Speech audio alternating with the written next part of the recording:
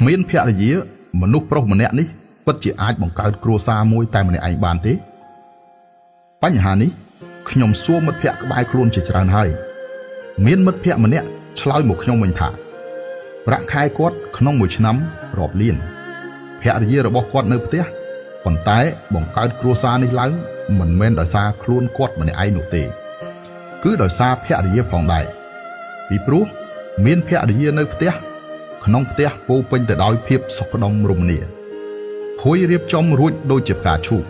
សម្លៀកបំពាក់បោកគក់ស្រេចបាច់ពេលត្រឡប់មកដល់ផ្ទះមានម្ហូបអាហារក្តៅរៀបចំរួចជានិច្ចគាត់គឺគ្រាន់តែប្រឹងប្រែងធ្វើការងារតែប៉ុណ្ណោះភរិយាតែងតែយកគ្រឿងតូចតាចប្រចាំថ្ងៃរៀបចំបានយ៉ាងល្អ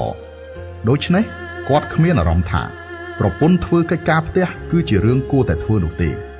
ហើយក៏គ្មានអារម្មណ៍ថាខ្លួនឯងរកលុយគឺជាមនុស្សសំខាន់ខ្លាំងដែរដោយពាក្យថាសំណាបយងដីស្រីយងប្រុសមនុស្សប្រុសម្នាក់មិនថារកលុយបានប៉ុន្មានទេបើសិនជាគ្មានស្ត្រីមើលថែផ្ទះសម្បែងទេគឺពិបាកក្នុងការបង្កើតគ្រួសារមួយឲ្យល្អណាស់មានមនុស្សប្រុសខ្លះប្រហែលជាបដិសេធហើយថាបើគ្មានមនុស្សប្រុសរកលុយមនុស្សស្រីយកអ្វីមកបង្កើតផ្ទះនោះទៅខ្ញុំចង់សួរត្រឡប់ទៅអ្នកវិញថាលុយតាមពិតអ្នកអាចជាអ្នករកបានច្រើនប៉ុន្តែក្នុងការរស់នៅប្រចាំថ្ងៃដូចជាស្ករប៊ីចេងម្រេចខ្ទឹមទាំងនោះកិច្ចការផ្ទះតូចតាចមើលបីបាច់ថែរក្សាកូនចៅប្រភេទណាក៏ដោយសុទ្ធតែមនុស្សស្រីធ្វើវាឡើងដោយស្ងៀមស្ងាត់អ្នកគឺជាឆ្អឹងខ្នងនៃគ្រួសារតែបើសិនជាគ្មានភរិយានៅគាំទ្រពីក្រោយខ្នងអ្នកទេនោះខ្លាចតែអ្នកមិនអាចឈរជាប់បានទេ